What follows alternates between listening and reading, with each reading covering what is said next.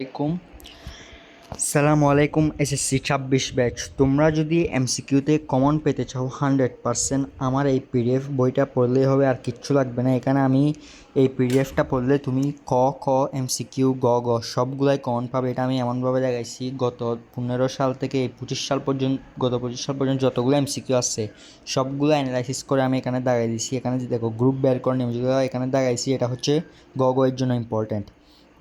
তারপর দেখো আবার এখানে আমি এই যে চকটা দেখাইছি এগুলো এমসিকিউ এর জন্য ইম্পর্ট্যান্ট, অনেকগুলো গগতেও আসে।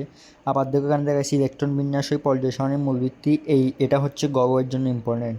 সো এভাবে করে আমি এই সম্পূর্ণ বইটা দাগিয়েছি শুধুমাত্র তোমাদের জন্য। আর দেখো এখানে হাইড্রোজেনের অবস্থান, হিলিয়ামের অবস্থান, এই বিষয়াদিগুলো হচ্ছে খ খ গ গ জন্য ইম্পর্ট্যান্ট।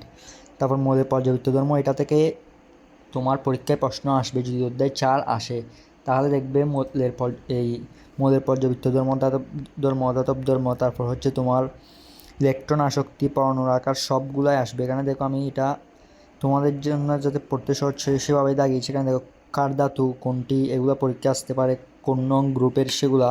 তো কার ধাতু, মৃৎকার ধাতু, মুদ্রা ধাতু, এগুলো পড়ে ফেলতে হবে।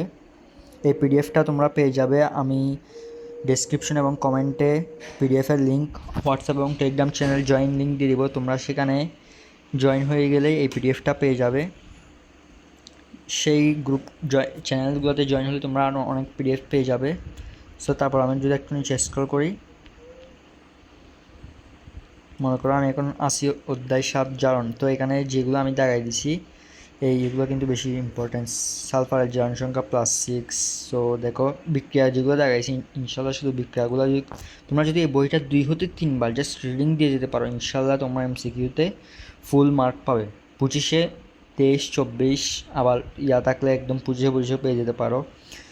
জাস্ট এটা পড়ে দিলে হবে। তারপর দেখো অধ্যায় 11-এর জন্য আমি একদম আরও সেরা করে দাগিয়ে দিয়েছি। এখানে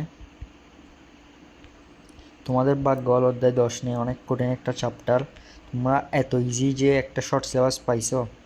তারপর দেখো প্রাকৃতিক গ্যাসের প্রধান উপাদান মিথেন 80%। তারপর এগুলা কোনটা কত পার্সেন্ট, এগুলো নিয়ে পরীক্ষায় প্রশ্ন বেশি আসে। তারপর যে পেট্রোলিয়াম খনি থেকে তোলা হয়েছিল অপরিশোধিত তেল। তারপর এখানে যে তাপমাত্রার চকটা কিছু মাস্ট এই চক যে কিছু 20 ডিগ্রি, 70 ডিগ্রি, 120 ডিগ্রি, কত ডিগ্রিতে কি উৎপন্ন হয়, এটা একদম কি মুখস্থ করে ফেলতে হবে, মানে মনে রাখার মতো করে ফেলতে হবে।